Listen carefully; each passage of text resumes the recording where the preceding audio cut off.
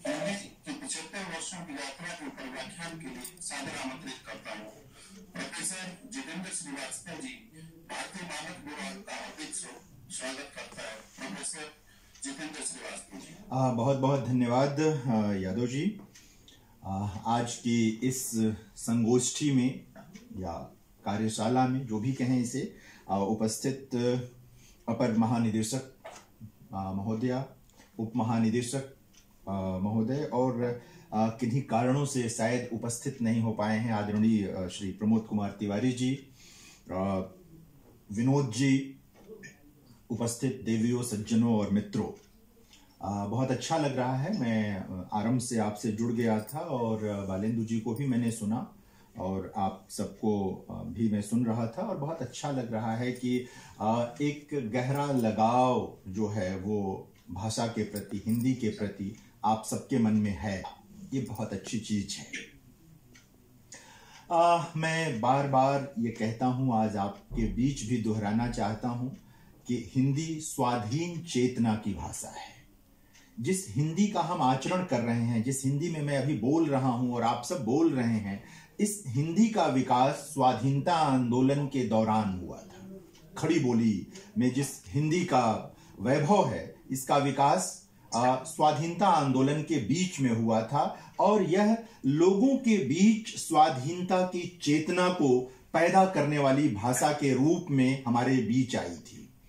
पूरब से पश्चिम, उत्तर से दक्षिण तक उस दौर के महापुरुषों ने जो स्वाधीनता आंदोलन की लड़ाई लड़ रहे थे, उन्होंने इसे सेतु भाषा के रूप में इस्तेमाल किया, इसका प्रयोग किया और बाद में आज हम सब जानते हैं राष्ट्रभाषा और राजभाषा दो पद हैं। संवैधानिक पद राजभाषा का है, राष्ट्रभाषा एक सम्मान का पद है और भारत की सभी भाषाएं राष्ट्रभाषा हैं। लेकिन स्वाधीनता आंदोलन के दौर में हिंदी को राष्ट्रभाषा जिन लोगों ने कहा, वो सब लोग ऐसे थे जिनमें से किसी की मातृभाषा हिंदी नहीं थी।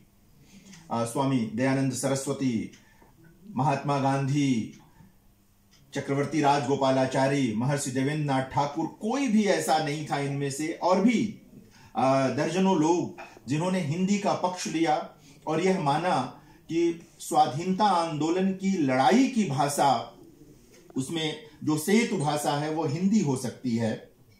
एक बड़ी बात थी उस दौर में और यह हिंदी की सहजता के कारण हुआ था।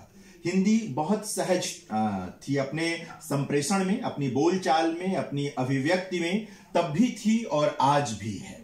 तो हिंदी की जो पहली विशेषता है, जिसके लिए हम सबको लगता है कि इसका पक्ष लेना ही चाहिए और लेते भी हैं, उसका कारण है कि हिंदी स्वाधीन चेतना की भाषा है। हम थोड़ी सी बात अगर करें और देखें तो हमारा जो संविधान है, आप सब उससे परिचित हैं, फिर भी मैं आज के व्याख्यान में इसे याद दिलाना चाहता हूं। उसके बाद मैं क्रमशः बताऊंगा कि स्वाधीनता के बाद कैसे हिंदी ने विकास किया, उसके सामने क्या चुनौतियां थीं, किन चुनौतियों पर विजय हासिल की और क्या चुनौतियां आज भी उपस्थित हैं हमारे बीच। कुछ पर आपने सबने चर्चा की है, मुझे अच्छा लगा। अनुच्छेद 351 में कहा गया है संविधान के, यह संघ का काम होगा कि वह हिंदी भाषा के प्रसार को बढ़ावा दे और इसे इस प्रकार विकसित करे ताकि यह भारत की सामाजिक संस्कृति की सारी बातों को व्यक्त कर सके और इसकी समृद्धि को इसके ठेठ हिंदी के ठाठ से छेड़छाड़ किए बिना हिंदुस्तानी और 8वीं अनुसूची में दी गई अन्य भारतीय भाषाओं के रूपों, शैलियों और पदों को इसमें आत्मसात कराते हुए तय करें और जहां कहीं जरूरी या ठीक लगे इसके लिए शब्दों को मुख्य रूप में संस्कृत से और दूसरे विकल्प में अन्य भारतीय भाषाओं से ग्रहण करें। यह कहा गया था और मुझे बहुत अच्छा लग रहा है कि संविधान की जो यह मूल भावना है, उसकी अभिव्यक्ति अभी आपके संस्थान में जो साथी वहां काम कर रहे हैं उनसे सुनने को मिली कि किस प्रकार वे लोग हिंदी को मानक ब्यूरो में प्रयोग में लाते हैं या लाना चाहते हैं या उसके लिए क्या उद्यम कर रहे हैं। तो यह जो संविधान की मूल भावना है उसके अनुरूप है और बहुत जगहों पर हुआ, तभी हम लोग इस स्थिति में। यह भी सुख का विषय है कि आप सबने आज यह संगोष्ठी आयोजित की है, जिसमें देश भर में जो मानक ब्यूरो की शाखाएं हैं वहां से लोग जुड़े हुए हैं, भारत की सभी दिशाओं से लोग जुड़े हुए हैं। तो ये एक बड़ी बात है। स्वाधीनता के बाद हम सब जानते हैं कि हिंदी को राजभाषा माना गया और ये तय हुआ कि सारा कामकाज संघ की भाषा हिंदी में होगा। लेकिन तब तक जब तक कि पूरी तरह हिंदी का विकास न हो जाए या सब लोग इसे स्वीकार न कर लें, तब तक अंग्रेजी में कामकाज होता रहेगा। इस तरह 15 वर्ष बीत गए।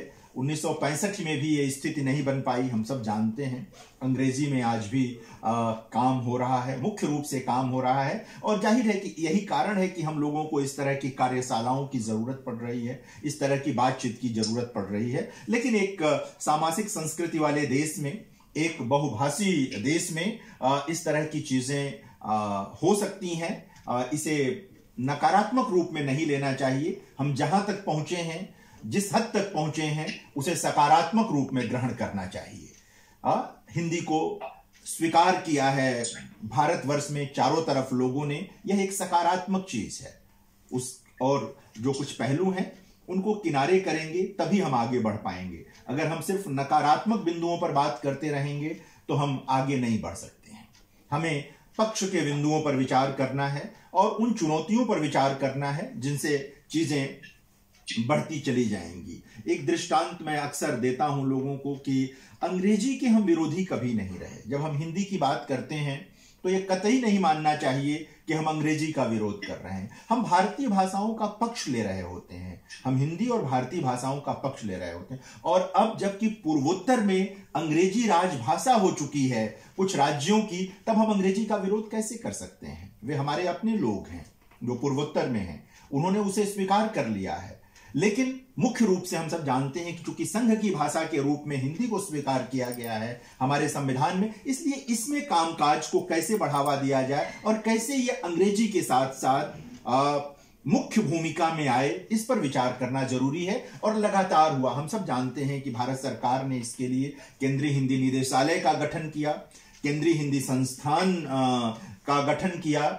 देश भर में हिंदी से संबंधित काम करने वाली संस्थाओं की शाखाएं बनाई गई। ये चारों तरफ भारत सरकार ने किया। और वैज्ञानिक शब्दावली आयोग का निर्माण किया गया, इसी दिल्ली में है वो, जिसका काम ही था कि विज्ञान के विषयों का, साइंस और टेक्नोलॉजी के जो सब्जेक्ट हैं, विज्ञान और तकनीक की जो विषय हैं, उनसे संबंधित शब्दकोश वो तैयार करें हिंदी में, ताकि उसमें पढ़ना और पढ़ाना आसान हो सके।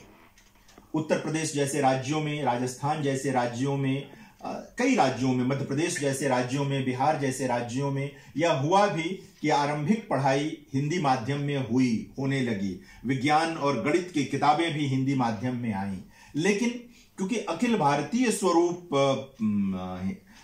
में जो इन विषयों की पढ़ाई का मामला था, जैसा कि अभी कह रहे थे आपके एक सहयोगी, कि अब जो लोग आ रहे हैं वो हिंदी में सहज हैं, अंग्रेजी में उतने सहज नहीं है। तो आरंभिक दौर में जो लोग इंजीनियरिंग की तरफ आए, मैनेजमेंट की तरफ आए, टेक्नोलॉजी की तरफ आए, वे लोग अंग्रेजी पढ़े लिखे लोग थे। तो जाहिर है कि हिंदी से उनकी रागात्मकता उस तरह बन नहीं पाई। और एक चीज को और भी याद रखना चाहिए कि हिंदी, जो हिंदी प्रदेश हैं व्यापक तौर पर, उनमें हिंदी जो है वो उन लोगों की मुख्य भाषा रही है जो लोग अन्यान्य कारणों से वंचित रह गए, अन्यान्य कारणों से पीछे रह गए लोग हैं। इसलिए हिंदी को एक तरह से बहुत हद तक बचाया उन लोगों ने। हिंदी को लेकर वो लोग आए हैं, इसके लिए उनका हमें ऋणी होना चाहिए, हमें उनका एक तरह से सम्मान करना चाहिए। ये चीजें निकल करके आई और हुआ। भारत सरकार की कोशिशें अपनी जगह, राज्य सरकार की कोशिशें अपनी जगह। हिंदी में विकास का एक बड़ा मसला यह तो हुआ ही। आज भी देखिए, आप अगर हिंदी जानते या जानती हैं तो देश में कहीं भी चले जाइए, आपका काम तो चल जाता है हिंदी से। एकदम न चल पाए, बहुत ज्यादा न चल पाए, लेकिन जो सामान्य आपका एक तरह से कह सकते हैं जीवन व्यवहार है वो हो जाएगा।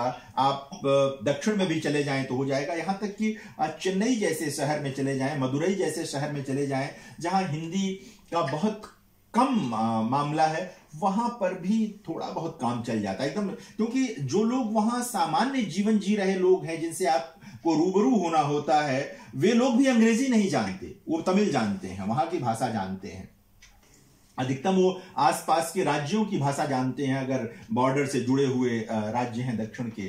तो हिंदी की एक बड़ी भूमिका आजादी के बाद, स्वाधीनता के बाद भारत के विकास में रही है, और वो हर तरह के विकास में रही है, हर तरह के विकास में रही है। वो हिंदी है जिसके माध्यम से वंचित वर्ग के लोग और स्त्रियां मुख्य धारा में आई। वो हिंदी पढ़कर आए, वो हिंदी माध्यमों में पढ़ करके आए और मुख्य धारा में वो शामिल हुए। ये एक बड़ी बात है, बड़ी उपलब्धि है, जिसे हमें रेखांकित करना चाहिए, जिसे हमें देखना चाहिए। स्वाधीनता के तुरंत बाद हुआ यह कि हिंदी को लेकर एक गहरा आकर्षण था। आप याद करें, उस दौर में पूंजीपति घरानों ने हिंदी में अखबार निकाले। उस दौर के सभी अखबार, आप हिंदुस्तान देखें, नवभारत टाइम्स देखें, थोड़े दिन बाद जनसत्ता निकला, ये जो बड़े घरानों के अखबार थे, ये उस समय सारिका जैसी पत्रिका निकली, धर्मयुग जैसी पत्रिका निकली टाइम्स घराने से, उधर हिंदुस्तान, साप्ताहिक हिंदुस्तान जैसी पत्रिका आई जो एचटी ग्रुप है, हिंदुस्तान टाइम्स ग्रुप है, उनकी ओर से आई। सिनेमा की माधुरी जैसी पत्रिकाएं उस दौर में इन घरानों ने निकाली। एक बड़ा आकर्षण हिंदी को लेकर के उस दौर में आया, और मध्य वर्ग भी आकर्षित था इस भाषा के प्रति, हिंदी के प्रति। जो वंचित वर्ग था वो तो था ही था, उच्च वर्ग के लोग भी हिंदी के प्रति एक आकर्षण रखते थे। एक तरह से जो मैं कह रहा था कि हिंदी स्वाधीनता आंदोलन के साथ साथ स्वाधीन चेतना की भाषा बन गई थी, वह बोध लोगों के बीच बना हुआ था। और ये 80 के दशक तक आता है। 80 के दशक तक आप देखेंगे तो जो मध्यवर्गीय घर थे, पढ़े लिखे घर जिनको हम कहते हैं, उन घरों में हिंदी का एक अखबार, धर्मयुग या साप्ताहिक हिंदुस्तान जैसी पत्रिकाएं, बाद में रविवार और माया जैसी पत्रिकाएं, कुछ न कुछ इस तरह का रहता ही था वहां पर। और यह एक तरह से देखें तो उनके संलग्नता का भी सूचक था, भाषा से लगाव का भी सूचक था, और बहुत मतलब लोकप्रिय शब्दावली में कहूं तो एक तरह का स्टेटस सिंबल भी था कि ये उनके ड्राइंग रूम में ये चीजें थीं। धीरे धीरे 80 के दशक के बाद अंग्रेजी ने इन जगहों को रिप्लेस किया, अंग्रेजी के अखबार उन जगहों पर आ गए, वो स्टेटस का मामला बदलने लगा, अंग्रेजी की पत्र पत्रिकाएं वहां आने लगी, ये सब चीजें हुई और ये चलता है। देखिए, इसको मैं फिर कह रहा हूं कि इसको बहुत नकारात्मक ढंग से मैं नहीं कह रहा हूं, यह संक्रमण का काल आता ही है। एक बहुभाषिक देश में, एक ऐसे देश में जहां पर रोजगार की भाषा मुख्य रूप से जब अंग्रेजी बन गई थी, तो ये इस तरह की चीजें वहां आनी ही थी। इन पर हम लोगों को बहुत सकारात्मक ढंग से विचार करने की जरूरत है, यदि आज हम फिर से हिंदी को चाहते हैं कि वो विकास करे। शंभुनाथ सिंह एक बड़े गीतकार हुए हैं, उनका एक गीत है कि समय की शिला पर मधुर चित्र कितने, किसी ने बनाए किसी ने मिटाए, किसी ने लिखी आंसुओं से कहानी, किसी ने कहा है 2 बूंद पानी। तो हमें जो लोग 2 बूंद पानी कहने वाले लोग हैं उनकी ओर ध्यान नहीं देना है, हमें छोड़ देना है उन्हें। हमें उस कहानी पर विचार करना है जिसे बहुत संघर्षों के बाद लिखा गया है। महात्मा गांधी ने दक्षिण भारत हिंदी प्रचार सभा जैसी संस्था का गठन किया था। आप सब जानते हैं इसके बारे में कि महात्मा गांधी का कितना गहरा कंसर्न था हिंदी को लेकर के। मैं उनका एक उद्धरण 1917 का पढ़ के सुनाता हूं आपको, फिर लगेगा कि हिंदी 75 वर्षों में हम हिंदी का जो मामला बना है, विकसित हुआ है, उसमें कहीं ना कहीं उनके सपनों का एक रोल तो है, सपनों की एक भूमिका तो है। गांधी जी कह रहे थे, कलकत्ता में उन्होंने व्याख्यान दिया 27 दिसंबर 1917 को। उन्होंने कहा, यदि हम अंग्रेजी के आदी नहीं हो गए होते तो यह समझने में हमें देर नहीं लगती कि अंग्रेजी के शिक्षा का माध्यम होने से हमारी बौद्धिक चेतना जीवन से कटकर दूर हो गई है, हम अपनी जनता से दूर हो गए हैं, जाति के सर्वश्रेष्ठ विभागों का विकास रुक गया है और जो विचार हमें अंग्रेजी से मिल रहे हैं उन्हें हम जनता में फैलाने में नाकामयाब हो रहे हैं। पिछले 60 वर्षों में तब की बात है ये। हमने विचित्र विचित्र शब्दों को केवल रटना सीखा है, तथ्यपूर्ण ज्ञान पचाने के बदले हमने शब्दों का उच्चारण सीखा है। जो विरासत हमें अपने बाप दादों से मिली, उसके आधार पर नव निर्माण करने के बदले हमने उस विरासत को भूलना सीखा है। इस दुर्गति की मिसाल सारी दुनिया में नहीं है, यह तो राष्ट्रीय शोक का विषय है। यानी किस तरह हम लगातार अपनी ही जड़ों से दूर हो गए, अपनी भाषिक विरासत से दूर हो गए, अपनी बौद्धिक विरासत से दूर हो गए। और मैं जो कह रहा था कि मां पर से सारी दृष्टि हट गई, मौसी पर चली गई सारी। मैं अंग्रेजी को एकदम पराया नहीं मानने जा रहा हूं, मैं तो मौसी कह रहा हूं अंग्रेजी को, क्योंकि भारत में वो रच बस गई वो भी। तो देखिए, अपनी मां को छोड़कर मौसी का ध्यान नहीं रखा जा सकता, मां का ध्यान रखते हुए मौसी का ध्यान रखा जा सकता है। इसको दूसरे दृष्टांत से समझें कि किराए का घर कितना भी अच्छा हो, अंततः वो किराए का घर होता है। आपके पास अपना घर जैसा भी हो वो आपका घर होता है। तो अपने घर को सुदृढ़ बनाने की जरूरत है, हिंदी और भारतीय भाषाओं को सुदृढ़ बनाने की जरूरत है। ये महात्मा गांधी तब कह रहे थे। अंग्रेजी में पढ़े लिखे महात्मा गांधी अपना लेखन गुजराती में करते थे, अपनी मातृभाषा में करते थे। और अभी मैं आऊंगा कि 75 वर्षों में हिंदी ने कैसे विकास किया है। नई शिक्षा नीति का मैं जिक्र करूंगा कि नई शिक्षा नीति में किस तरह हिंदी और भारतीय भाषाओं पर फोकस आया है, हिंदी और भारतीय भाषाएं कैसे इसे अपने से जोड़कर देख रही हैं। तो लगातार ये चीजें हुई। मैं कह रहा था कि भारत सरकार ने लगातार कोशिश की। भारत सरकार ने लगभग अपने हर केंद्रीय संस्था से यह आग्रह किया कि हिंदी में काम कीजिए। आज भी हम सब जानते हैं कि हिंदी समितियां होती हैं, वो आती हैं, हर संस्थाओं का एक तरह से मूल्यांकन होता है, वार्षिक मूल्यांकन होता है कि हिंदी में क्या काम काज हुआ, कैसे हुआ। कुछ हद तक हम लोग हर महीने भारत सरकार को हिंदी में अपने काम की जो गति और प्रगति है उससे अवगत कराते हैं। ये सब चीजें हो रही हैं, लेकिन मूल चीज जो आपके अपने साथी भी कह रहे थे, जो आप सब महसूस करते हैं, मैं भी महसूस करता हूं, कि वो गहरा लगाव कि हम हिंदी में काम कर लें।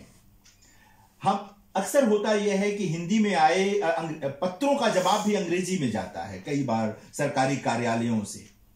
अभी कह रही थी आपके वहां से कि अगर हिंदी में कोई पत्र आता है तो अनुवाद सेक्शन को भेज दिया जाता है कहीं भी। ये सिर्फ आपके वहां नहीं, तमाम जगहों पर ये इस तरह की पद्धति और प्रकृति बनी हुई है। तो इन चीजों से जब तक हम मुक्त नहीं होंगे तब तक हम हिंदी का और भारतीय भाषाओं का वास्तविक विकास नहीं करा पाएंगे।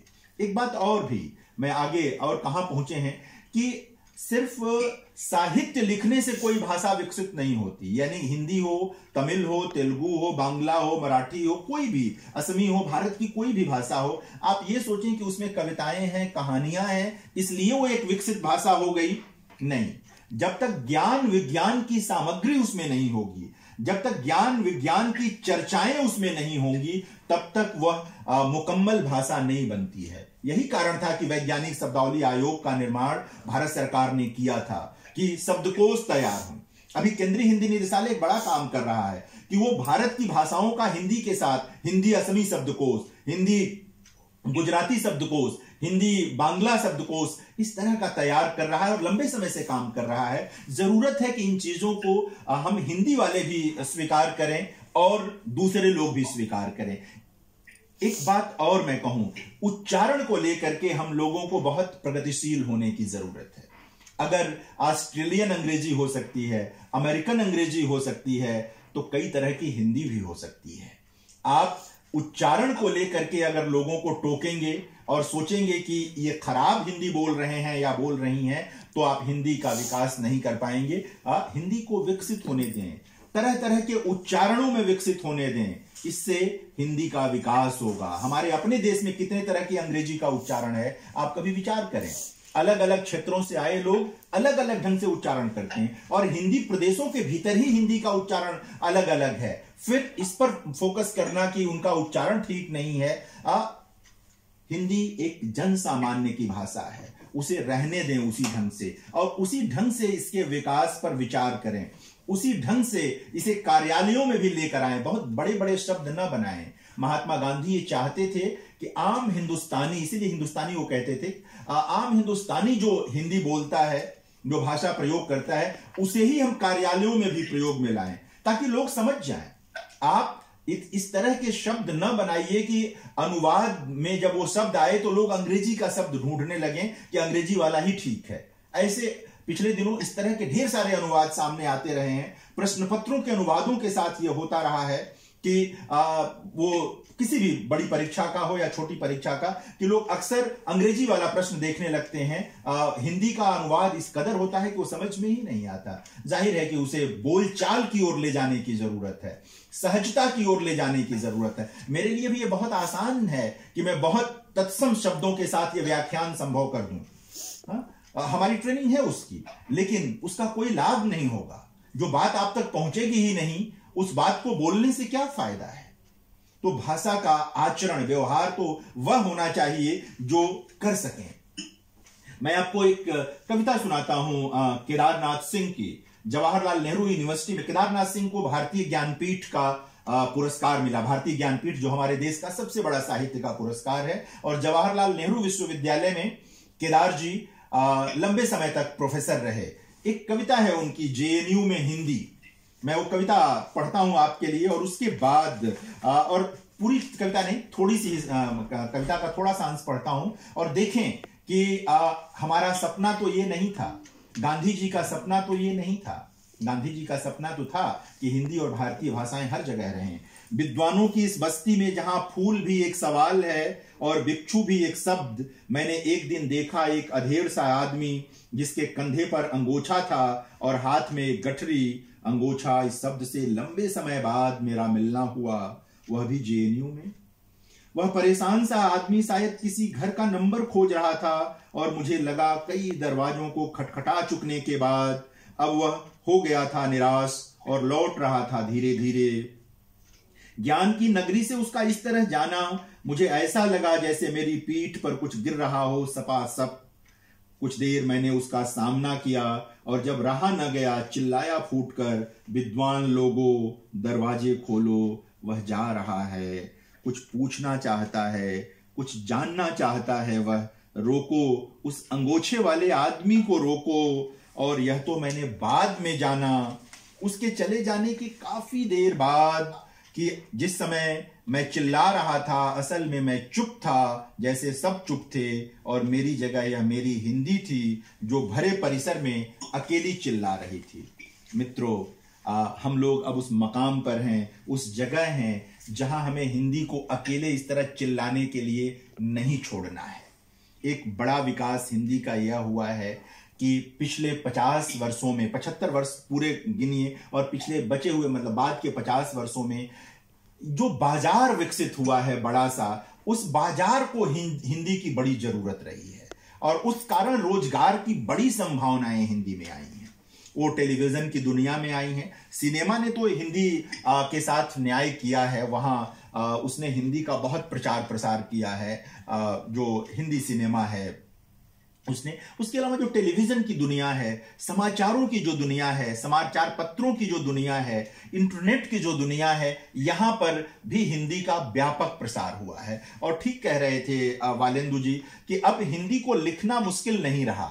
अब आप फेसबुक पर आप देखें, हिंदी से भरा हुआ है फेसबुक, ट्विटर पर, कहीं भी आप जो है, आप गूगल जो से जा करके जो इंडिक है जिसके बारे में बात कर रही थी आपके वहां से ही एक सहयोगी, अब आप हिंदी में लिख सकते हैं। एक बात जो पहले थी कि अब हिंदी में ये सब सुविधाएं नहीं है, वो चीज तो मिट गई है। यानी हम बहुत आसानी से अब हिंदी का आचरण, हिंदी का व्यवहार किसी भी जगह, किसी भी दफ्तर में कर सकते हैं और कहीं भी कर सकते हैं। अब ये जो होता था कि हिंदी में अगर कोई चीज टाइप करके भेजेंगे तो वो करप्ट हो जाएगा, अब वो चीज नहीं रही। यूनिकोड के बारे में चर्चा हो रही थी, तो वो संभव हो जाने के बाद, वो मानक संभव हो जाने के बाद अब चीजें ठीक रह गई। जैसे अंग्रेजी का मेल कहीं भी जाकर खुल जाता है, तो अब जो हिंदी का मेल है, जब आप इस इंडिक के सहारे भेजते हैं तो वो कहीं भी अब करप्ट नहीं होता, कहीं भी वो खराब नहीं होता है। ये चीजें रहती हैं। सबसे जरूरी चीज जो रही, जो स्वाधीनता के तुरंत बाद के वर्षों में थी, कि हिंदी और भारतीय भाषाओं को लेकर जो एक गर्व और गौरव का बोध था, वो धीरे धीरे खत्म होने लगा।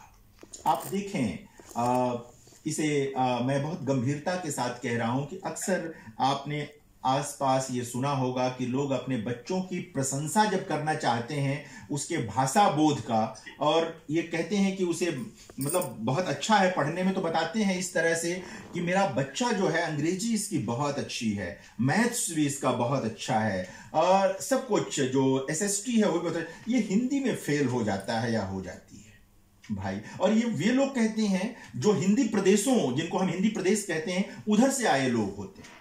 देखिए, एक ऐसे व्यक्ति के परिवार में घटित हो जिसकी मातृभाषा हिंदी नहीं है तो चलता है, लेकिन यह तो वहां पर बन जाता है स्टेटस सिंबल। हिंदी में फेल होना कई बार प्रशंसा में ये स्टेटस सिंबल की तरह आता है, जो कि बहुत ही दुखद प्रसंग होता है। तो हुआ यह कि जो स्वाभिमान की भावना स्वाधीनता के तुरंत बाद के वर्षों में सब में थी, वो धीरे धीरे कहीं विलुप्त होती चली गई, उसका लोप होता चला गया, और उसकी जगह जो अंग्रेजी ज्ञान की चीज आती गई। यानी अंग्रेजी में ज्ञान अर्जित कर लेना बुरा नहीं था, दुनिया की जितनी भाषाएं हम जान सकें बहुत अच्छी बात है, लेकिन अपनी भाषा की शर्त पर यह दुख का विषय था। और यह बहुत तेजी से 1975 के बाद के समय में आप देखेंगे तो यह स्वाभिमान बहुत तेजी से समाप्त हुआ, और फिर आप देखें तो धीरे धीरे वापस हुआ है। पिछले 20-25 वर्षों में यह चीज वापस हुई है, और अच्छा लगता है कि जब आप के देश आपका कोई राष्ट्र नायक, आपका प्रधानमंत्री, राष्ट्रपति लगातार उस भाषा का आचरण करे जिसे संविधान ने संघ की भाषा के रूप में स्वीकार किया है, तो निश्चित तौर पर स्वाभिमान बढ़ जाता है। आपके कंधे पर, आपके मन पर और आपके मस्तिष्क पर जब ये बात आती है कि हम अकेले नहीं हैं, ये देखो जो राष्ट्रप्रधान हैं वो भी इस भाषा का आचरण कर रहे हैं, व्यवहार कर रहे हैं, तो बात बदल जाती है। तो हिंदी ने बहुत विकास किया है, हिंदी में अब हर चीज की संभावना है। आप शब्दावलियां बनी हुई हैं, उनका आचरण नहीं हो रहा है, उन सबके साथ। और मैं फिर कह रहा हूं कि इसके लिए जो बहुत कठिन शब्दावलियां हैं रचने की जरूरत नहीं है, हम अंग्रेजी से उन शब्दों को ग्रहण कर लेंगे। हिंदी इस मामले में बहुत उदार भाषा रही है। आप किसी ऐसे शब्द के लिए, जैसे ट्रेन के लिए रेल, ये सब बनाने, मतलब जो अलग अलग शब्दकोश में मजाक में लोग जिन शब्दों का इस्तेमाल करते हैं कि ट्रेन के लिए ये अनुवाद हुआ और फलाना के लिए ये हुआ, उसकी जरूरत नहीं है। अगर मोबाइल कहने से काम चल जाता है तो मोबाइल का अनुवाद करने की जरूरत नहीं है, हम इसको ग्रहण कर लेंगे इसी रूप में। साइंस और टेक्नोलॉजी के बहुत सारे शब्द जिस रूप में गढ़े गए हैं, जिन राष्ट्रों में गढ़े गए हैं, जाहिर है कि वो वहां अपनी भाषा की प्रकृति के अनुसार उसको गढ़ते हैं, उसे उस रूप में स्वीकार कर लेने में कोई दिक्कत नहीं है, मैं उसका स्वागत करता हूं। मत गढ़िए उसके लिए शब्द, अगर सहजता से कोई शब्द बन जाए अपनी भाषा में तो गढ़ लीजिए, अन्यथा एक बहुत अपरिचित किस्म का शब्दकोश मत बनाइए। जैसा कि स्वाधीनता के बाद के वर्षों में ऐसे अपरिचित शब्दकोश तैयार हुए, बने, जिनको सुनकर कानों को अच्छा नहीं लगता, जो मस्तिष्क और मन जिनको स्वीकार नहीं करता। एक जो शब्दकोश तैयार हुआ उसमें 64 तरह के चाकू के बारे में बताया गया है। ठीक है ना, चाकू से काम चल जाता है तो चल जाता है, शब्दकोश में रखिए शब्द को, लेकिन उन्हें थोपिए मत कि फलाने समय जब चाकू का प्रयोग करेंगे तो यह लिखिएगा, फलाने समय जब चाकू का प्रयोग करेंगे तो यह मत, छोड़ दीजिए, ये व्यवहार करने वाले पर छोड़ दीजिए, और विज्ञान टेक्नोलॉजी के शब्दों को यथावत ग्रहण कीजिए। विकास हो जाएगा, निश्चित विकास होगा। हमारे पास 4 लाख से अधिक शब्द भंडार है हिंदी के पास, बहुत कम भाषाओं के पास इतना शब्द भंडार है। हमें अधिक उदार होना होगा, हमें हिंदी के विकास के लिए अगर आगे बढ़ना है तो अधिक उदार होने की जरूरत है। भारतीय भाषाओं से जितने अधिक शब्द ले सकते हैं उनके लोकप्रिय शब्दों को लेना होगा। चाहे वो तमिल से लें, चाहे असमी से लें, चाहे गुजराती से लें, चाहे मराठी से लें, चाहे मलयालम से लें, ग्रहण करें, उसे लें और अपने में लेकर आए। देखिए, इससे आत्मीयता का विस्तार हो जाएगा। ये जो एक विरोध की कहीं का भाव है वो समाप्त हो जाएगा, क्योंकि यह बात तो मुझे लगता है कि सभी भारतीय भाषाएं जानती हैं कि हिंदी और भारतीय भाषाएं एक ही नाव में सवार हैं। नाव पार जाएगी तो सब जाएंगे, नाव डूबेगी तो सब जाएंगे। ऐसा नहीं हो सकता कि सिर्फ कोई एक भाषा डूब जाए, तो हम एक ही नाव के सवार हैं सब लोग, और एक आदान प्रदान, इस मोहल्ले की खबर उस मोहल्ले और उस मोहल्ले की खबर इस मोहल्ले लाना बहुत जरूरी है। व्यवहारिकता बहुत जरूरी है। मैंने कहा उदार होने की जरूरत है, उदार होने की जरूरत है। हिंदी में लगातार अनुवाद हुआ है। आप देखें, हिंदी इस मामले में बहुत संपन्न भाषा है कि भारतीय भाषाओं का श्रेष्ठ साहित्य, चूंकि साहित्य ही ज्यादा उपलब्ध है, वो हिंदी में अनुदित है, विश्व साहित्य से अनुदित है। चीन का उदाहरण अक्सर सामने आता है। चीन में दुनिया में साइंस, टेक्नोलॉजी, मेडिकल की कोई किताब आ जाए, वो तुरंत उसका अधिकार खरीदकर चीनी भाषा में अनुवाद करा लेते हैं। सरकारी स्तर पर ये वहां पर होता है, और उनके वहां पढ़ाई सब चीनी माध्यम में है। उनके वहां मेडिकल की पढ़ाई भी चीनी भाषा में है, इंजीनियरिंग टेक्नोलॉजी की भी है। फ्रांस में भी यही स्थिति है, जापान में भी यही स्थिति है, जर्मनी में भी यही स्थिति है। फिर हमारे वहां क्यों नहीं हो सकता ये? क्यों नहीं हो सकता ये? भाषाएं, किस तरह से भाषाओं की रक्षा की जाती है, इसे हमें हिब्रू से सीखने की जरूरत है। यहूदी जो पूरी दुनिया में बिखर गए थे, लेकिन अपनी भाषा को अपने कलेजे से लगाए रहे, और जब इजराइल लौटे तो हिब्रू ने पूरे आकाश को आच्छादित कर लिया। आज वो सारा काम उसमें करते हैं। ज्ञान विज्ञान सब कुछ है उनके पास उस भाषा में, हमारे पास क्यों नहीं है? सिर्फ आत्मबल के नाते नहीं है। हमारे पास सारी सुविधाएं हैं, संपन्न भाषा और भाषाएं हैं, सब कुछ हमारे पास है, सिर्फ आत्मबल नहीं है। और कहीं खो चुका स्वाभिमान है। स्वाभिमान है लेकिन खो गया है, बिला गया है, वो उसे कहीं वापस लाने की जरूरत है। आप देखें, हिंदी बोलकर भी आप प्रभाव पैदा कर सकते हैं, बशर्ते हिंदी बोलें तो सही। सिर्फ अंग्रेजी से प्रभाव नहीं पैदा होता। जो भाषा रक्त मज्जा में होती है वो अधिक प्रभाव छोड़ती है, अधिक प्रभाव छोड़ने की क्षमता उसमें रहती है। हिंदी को लेकर उत्साह का मामला होना चाहिए, हिंदी को लेकर उत्सव का भी वातावरण होना चाहिए। मैं इन सब का स्वागत करता हूं, लेकिन सबसे अधिक यह कि उसे आचरण में उतारने की तत्परता होनी चाहिए, व्यवहार में उतारने की तत्परता होनी चाहिए। अगर वह तत्परता होगी तभी बात बनेगी, तभी चीजें आएंगी। मैं किसी का नाम नहीं लेना चाहता, बहुत सारे लोग जो शब्दकोश बनाने में रहे और तमाम चीजों में रहे, मैं नहीं करना चाहता। अनुवाद की बहुत जरूरत है, बहुत जरूरत है हिंदी को समृद्ध करने के लिए। जो आप हिंदी में मूल लेखन कराएं, जो नई शिक्षा नीति है उसमें इस बात पर फोकस है, मैं उस ओर आना चाहता था। नई शिक्षा नीति, लंबे समय बाद भारत में एक ऐसी शिक्षा नीति आई है, राष्ट्रीय शिक्षा नीति जिसे अब कहा जा रहा है, जो मातृभाषाओं का पक्ष ले रही है, जो कहती है कि जो प्राथमिक शिक्षा है वो पूरी तरह मातृभाषा में हो, जो महात्मा गांधी कहते थे, जो हमारे तमाम ऐसे लोग संस्कृति चिंतक कहते रहे हैं कि बच्चे की जो आरंभिक पढ़ाई है वो मातृभाषा में होनी चाहिए और आगे चल करके उसे अंग्रेजी और अन्य भाषाओं की शिक्षा दी जानी चाहिए। ये हिंदी के साथ भी है। तो लंबे समय बाद भारतीय भाषाओं पर फोकस लौटा है, और हम सब जो लोग ज्ञान विज्ञान की दुनिया में काम करते हैं, आप लोग जो एक बड़ी संस्था हैं और अखिल भारतीय संस्था हैं, हम सब अपनी भूमिका निभा सकते हैं। जाहिर है कि शिक्षा का काम तो हमारे हिस्से है, हम लोगों के हिस्से है, वो वहां पर करने की चीज है, लेकिन उसका जो बड़ा उद्देश्य है, एक अनुवाद की संस्था बनाने पर भी जोर है इस राष्ट्रीय शिक्षा नीति में, जहां दुनिया भर की चीजों का और भारत की भाषाओं की चीजों का अनुवाद किया और कराया जाएगा। ये सब चीजें वहां पर रहेंगी। विनोद जी, कितना समय है मेरे पास, ये बताएं। विनोद जी, 10 मिनट का समय है। ठीक है, मैंने यही कहा कि वो जान लेना बहुत जरूरी है। तो हिंदी का जो एक, मैं कुछ अब सिर्फ विकास पर बात कर लूं। हिंदी का एक विकास हुआ, एक समय रहा था कि मतलब हिंदी प्रदेशों में तो हिंदी रही, इसमें कोई दो राय नहीं है।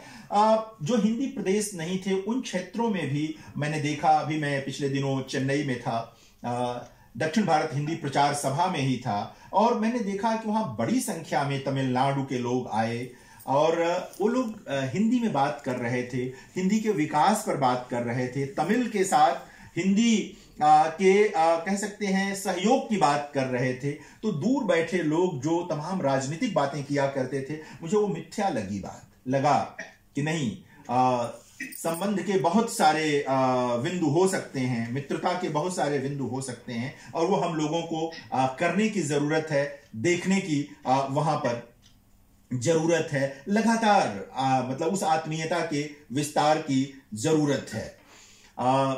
मुक्तिबोध हिंदी के एक बड़े कवि हुए हैं, उनकी एक पंक्ति है कि मुक्ति अकेले में नहीं मिलती, तो भाषाओं की मुक्ति भी अकेले में नहीं होती है, वो मिलकर ही मुक्ति मिलेगी। साथ चलेंगे, भारत जैसे सामाजिक देश में, एक बहुविध सांस्कृतिक देश में अलग होकर के नहीं चलेंगे।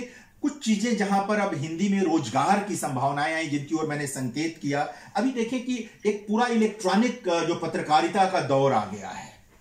अब आजकल लोग अखबार भी इस पर पढ़ने लगे हैं, मोबाइल पर पढ़ने लगे हैं, या अपने टैबलेट पर पढ़ने लगे हैं। मैं ये नहीं कहने जा रहा, यहाँ पर मैं छपे हुए शब्द और इसमें के शब्द पर कोई बात नहीं करने जा रहा हूँ। ये विकास में ये सब होता है, छपे हुए शब्द भी हैं और रहेंगे, और इस तरह के शब्द, इस तरह की किताबें भी रहेंगी। इतनी जल्दी ये सब समाप्त नहीं होने वाला। जो इलेक्ट्रॉनिक पत्रकारिता आई है, पहले लोगों को लग रहा था कि हिंदी में ये संभव नहीं होगा, लेकिन अब हो गया है। अब लगातार जो ई पत्रकारिता का पूरा दौर है वो आ चुका है। फेसबुक का मैंने जिक्र किया, इंस्टाग्राम आप देख रहे हैं, ट्विटर आप देख रहे हैं, आप लगातार उसकी जो शर्तें हैं उसके अनुरूप आप हिंदी में काम कर सकते हैं। जो न्यूज चैनलों की पूरी दुनिया आई है, अगर हिंदी में आप दक्ष हैं, हिंदी में अगर आप के पास योग्यता है, तो आप वहां नौकरियां अर्जित कर सकते हैं। अखबार तो हैं ही, ये अनुवाद के जो तमाम विभाग हैं वो तो हैं ही, हिंदी के जो तमाम विभाग हैं वो तो हैं ही, जो तमाम बड़ी नौकरी की परीक्षाएं हैं अब वह भी आप हिंदी माध्यम में, चाहे वो संघ लोक सेवा आयोग की हो या प्रांतीय जो हिंदी प्रदेशों की प्रांतीय लोक सेवा आयोग है, उन सबको आप हिंदी में लेकर अर्जित कर सकते हैं। तमाम ऐसी चीजें भी हिंदी में अब सुलभ हुई हैं जो नहीं थी। ये विकास के तौर पे मैं देखता हूं। गांधी जी का साहित्य तो है ही, डॉक्टर भीमराव अंबेडकर का पूरा साहित्य भी अब हिंदी में है। लोहिया तो हिंदी में बहुत सारा लेखन उनका था ही, हिंदी का पूरा आंदोलन चलाया था उन्होंने, उनका देखें आप। तमाम जो हमारे विचारक, भारतीय विचारक रहे हैं, उन सब विचारकों की चीजें हिंदी में उपलब्ध हैं। यानी कि जो एक बौद्धिक संपदा है वो हिंदी में पर्याप्त मात्रा में आई है।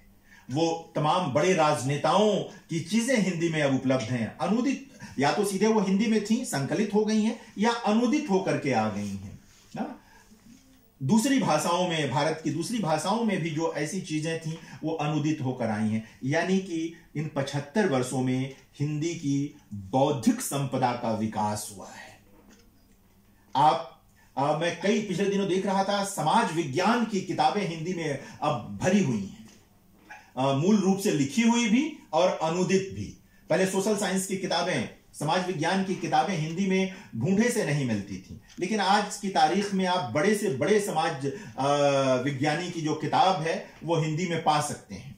आजकल कोई किताब आती है अंग्रेजी में, एक साथ वो ऑक्सफोर्ड से आए, वो कैम्ब्रिज से आए, वो सेज से आए, कहीं से छपे, मैं देखता हूं कि साल भर के भीतर वो हिंदी में अनुदित हो जाती है। यानी कि हिंदी का एक बड़ा बाजार भी विकसित हुआ है। मैं कह रहा था अभी कि बाजार को हिंदी की जरूरत है, हिंदी को भी बाजार की जरूरत है। तो ये हुआ है, तो लगातार ये विकास का सूचक है। सन 60 के दौर में ये चीजें नहीं थी, 70 के दौर में कम थी, लेकिन अंग्रेजी और तमाम भाषाओं के साथ विकसित करते हुए आज हिंदी एक संपन्न भाषा है। ऐसी संपन्न भाषा कि सिर उठाकर आप कह सकते हैं कि हमारे पास विज्ञान में भी किताबें हैं, टेक्नोलॉजी में भी किताबें हैं, समाज विज्ञान में भी किताबें हैं, चिकित्सा शास्त्र में भी कुछ किताबें हैं। हालांकि जितनी होनी चाहिए नहीं है, वो हो जाएंगी। जैसा मैंने निवेदन किया कि अगर हम जो हम पारिभाषिक शब्दावलियां हैं उनको उठा लें उसी तरह से, उनको देवनागरी में लिखें उसी तरह से, लोग धीरे धीरे अभ्यस्त हो जाएंगे। आप देखें, क्वारंटाइन शब्द का तो हमने हिंदी नहीं बनाया। कोरोना के बीच में एक शब्द आया क्वारंटाइन, ये बहुत पहले भी आया था, बहुत पहले भी इस विषय पर कहानी भी है हिंदी में, इसी शीर्षक से कहानी, उर्दू में सॉरी, कहानी भी है, उपलब्ध है, लेकिन ये लोकप्रिय शब्द नहीं था। लेकिन अब क्वारंटाइन एक आम फहम शब्द है, वो इसके लिए किसी ने हिंदी शब्द नहीं बनाया, बनाने की जरूरत नहीं, क्योंकि क्वारंटाइन अपने आप में जो कहना चाहता है, उस शब्द में जितनी अर्थ संभावना है, वो शब्द उसे सुनते ही आपके भीतर आ जाता है। तो क्या जरूरत है इसका अनुवाद करने की, इसे ग्रहण करने की जरूरत है। ये उदारता हिंदी में है और ये और बढ़ाने की जरूरत है। आप देखें, अंग्रेजी के शब्दकोश हर साल कुछ शब्द दूसरी भाषाओं से उठा लेते हैं और उसे दर्ज करते हैं कि हमने इसे ग्रहण कर लिया। हिंदी को भी करने में क्या दिक्कत है, हिंदी करेगी ये। तो ये जो बौद्धिक विकास हुआ है, जो हमारी संपन्नता बढ़ी है भाषा की, उसमें ये और वृद्धि होती चली जाएगी। हमें इस उदारता की जरूरत है और स्वाभिमान की। गर्व से कहो हम हिंदी हैं, गर्व से कहो हम हिंदुस्तानी हैं, जैसे हम कहते हैं हम भारतीय हैं गर्व से, उसी के साथ हिंदी हमारी भाषा है, हमारे राष्ट्र की भाषा है। भारतीय भाषाओं के लिए भी यही गर्वबोध रखें। प्रेम का लगातार जो संबंध है वो बढ़ता चला जाए, घटे ना, गिरे ना, ये एक बड़ी चीज है। और कभी भी एक मोहल्ले की खबर दूसरे मोहल्ले में आना जाना बंद ना करें।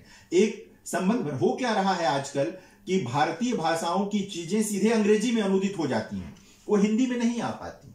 हिंदी के लोग भी आजकल अपनी चीजों के अंग्रेजी में अनुवाद की बहुत जल्दी में रहते हैं, वो भारतीय भाषाओं के अनुवाद की ओर नहीं जाना चाहते। भाई पहले अखिल भारतीय तो बनो, विश्व में चले जाओगे, अपने आप चले जाओगे। दुनिया भर के जिन रचनाकारों को, सर्जकों को आज हम पढ़ रहे हैं, उन्होंने अपने समय में अपने अनुवाद पर फोकस नहीं किया। उनकी श्रेष्ठता है कि हम उनका अनुवाद कराते हैं और पढ़ते हैं, तो श्रेष्ठता अर्जित करने की जरूरत है। अपने आप अनुवाद होगा और लोग पढ़ेंगे भी।